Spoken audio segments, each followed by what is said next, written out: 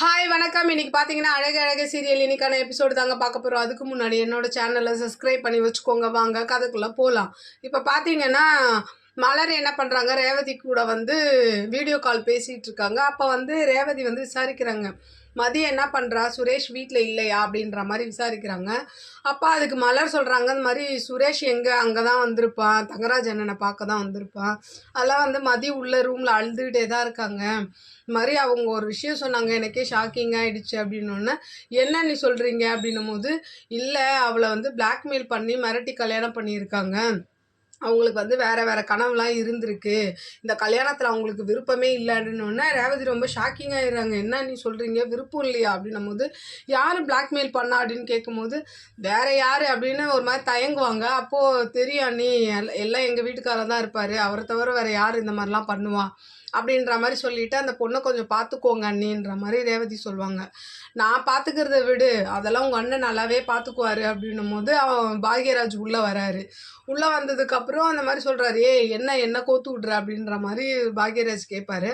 அப்போது இவங்க சொல்லுவாங்க, மலர் சொல்லுவாங்க, ஒன்றுக்கு 2 தடவை இல்லை இவர் அவங்களுக்காக சப்போர்ட் பண்ணுறாரு அப்படின்னோடனே ரேவதியில் நடத்துங்க நான் ஃபோனை வைக்கிறேன் அப்படின்ற மாதிரி வச்சுருவாங்க. இந்த பக்கம் பார்த்தீங்கன்னா இந்த மாதிரி பேசிக்கிட்டு இருப்பாங்க மலரும் பாக்யராஜும். ஏன்னா சுரேஷ் வந்திருக்க மாட்டார்.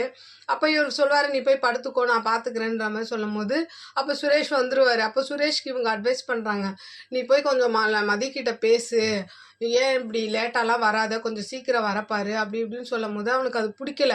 ஒரு மாதிரி கோவப்பட்டு, என்ன சும்மா அட்வைஸ் பண்ணிகிட்டே இருக்கீங்க எல்லாரும் சேர்ந்துன்ற மாதிரி கடுப்படிச்சிட்டு ரூமுக்கு போகிறான். ரூமுக்கு போனால் மதி உட்காந்துருக்காங்க. இவனுக்கு என்ன பண்ணுறதுனே புரியல. போகிறான், சார்ஜர் போடுறான், என்னமோ பண்ணுறான், இதை பண்ணுறான். ஒரு ஸ்டேஜுக்கு மேலே உட்காந்து பார்த்துட்டு என்ன பண்ணுறான், வெளியிலேயே வந்துடுறான். ஆனால் மதி மட்டும் எதுவுமே பேசாமல் அப்படியே கட்டிலே உட்காந்துருப்பாங்க. அப்போ வெளியில் வந்து உட்காந்துக்கிட்டு இருக்கான். அப்போ அவங்க சின்ன தம்பி வந்து கேட்குறான், என்னென்ன போய் படுக்கலையா அப்படின்னு கேட்கும்போது, ஏன்டா நீ இன்னும் தூங்கலையான்ற மாதிரி சுரேஷ் கேட்பான். இல்லை நான் கொஞ்சம் லேட்டாக தான் தூங்குவேன் அப்படின்ற மாதிரி சொல்லும்போது, ஆமாம் இன்னைக்கு உனக்கு ஃபஸ்ட் நைட் ஆச்சே, நீ போய் தூங்கலையா அப்படின்ற மாதிரி கேட்பான். கேட்டால் அவன் ஏதோ கலாச்சிக்கிட்டு இருப்பான். இவன் என்ன பண்ணுவான், அவனையே விரட்டி விட்டு ஒரு மாதிரி யோசனை பண்ணிக்கிட்டே என்ன பண்ணுறான், வீட்டுக்குள்ளே போய் டைனிங் டேபிளில் உட்காந்துக்கிட்டு ரூமையே பார்த்துக்கிட்டு இருக்கான். ரூமில் வந்து மலர் உட்காந்துக்கிட்டே இருக்காங்க. அப்படியே இன்னைக்கான எபிசோடு முடியுது. பார்க்கலாம், இவங்க கொஞ்சம் கொஞ்சமாக பேசி இவங்களுக்குள்ளேயும் காதல் மலருமா என்னன்னு பார்த்துட்டு நான் உங்களுக்கு ரிவ்யூ கொடுக்குறேன். என்னோட சேனல் பிடிச்சிருந்தா லைக் பண்ணுங்கள், ஷேர் பண்ணுங்கள், கமெண்ட் பண்ணுங்கள்.